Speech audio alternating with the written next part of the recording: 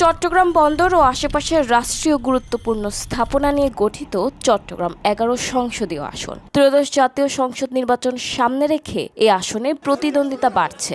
বিএনপির হেভিওয়েট প্রার্থী আমির খসরু মাহমুদ চৌধুরীর বিপরীতে জামায়াতে ইসলামের প্রার্থী মোহাম্মদ শফিউল আলম। এ আসন থেকে একসময় সংসদ সদস্য নির্বাচিত হয়েছেন বিএনপি চেয়ারপারসন বেগম খালেদা জিয়া। পরে একাধিকবার নির্বাচিত হন বিএনপি স্থায়ী কমিটির সদস্য ও সাবেক মন্ত্রী আমির খসরু মাহমুদ চৌধুরী। ফলে এই আসন দীর্ঘদিন ধরে তার রাজনৈতিক ঘাঁটি হিসেবে পরিচিত।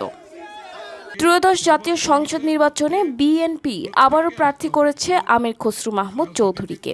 দীর্ঘদিন বিরোধী দলে থাকা এই নেতা এবার সরাসরি মাঠে নেমে গণসংযোগ জোরদার করেছেন। অলিগলি, বাজার, কলোনি ও বস্তিতে ভোটারদের সঙ্গে কথা বলছেন তিনি। প্রচারে তার সঙ্গে মাঠে ছিলেন পরিবারের সদস্যরাও। অন্যের সাথে ষড়যন্ত্র করে ক্ষমতায় যাওয়ার, এগুলো তো আমাদের মাথায় আসে। এসব চিন্তা যাদের মাথায় এই সমস্ত চিন্তা আসে তাদের নিশ্চয়ই এই ধরনের অভ্যাস আছে। কারণ বিএনপি হচ্ছে বাংলাদেশের সবচেয়ে জনপ্রিয় দল। বিএনপির ধানের শীষের জোয়ার চলছে বাংলাদেশে। বিএনপির প্রধান প্রতিদ্বন্দ্বী হিসেবে মাঠে রয়েছেন জামায়াতে ইসলামের প্রার্থী মোহাম্মদ শফিউল আলম। প্রথমবার সংসদ নির্বাচনে অংশ নিয়েছেন এই নেতা।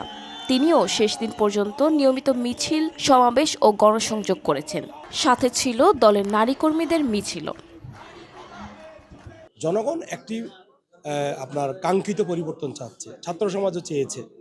সে কারণে সাধারণ ছাত্ররা ভোট দিয়েছে বলে বিশ্ববিদ্যালয়গুলোতে ছাত্রশিল্পের বিজয় লাভ করেছে। একইভাবে আপনার চট্টগ্রাম ১১ আসনের মানুষ একটা জায়গায় এসে উপনীত হয়েছে যে চাঁদাবাজ, দুর্নীতিবাজদেরকে জনগণ ভোট দেবে না। চট্টগ্রাম সিটি কর্পোরেশনের 10টি ওয়ার্ড নিয়ে গঠিত এই আসনে ভোটার সংখ্যা ৫ লাখেরও বেশি। মোট ৭ জন প্রার্থী প্রতিদ্বন্দ্বিতা করলেও আলোচনার কেন্দ্রবিন্দুতে রয়েছেন আমির খসরু ও মোহাম্মদ শফিউল আলম।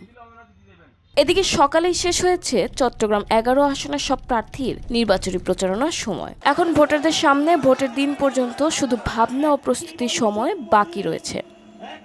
বিএনপির সাবেক মন্ত্রী বনাম জামায়াতের সাবেক কাউন্সিলর চট্টগ্রাম ১১ আসনে শেষ পর্যন্ত ভোটাররা কাকে বেছে নেন সেই দিকেই এখন তাকিয়ে আছে সবাই।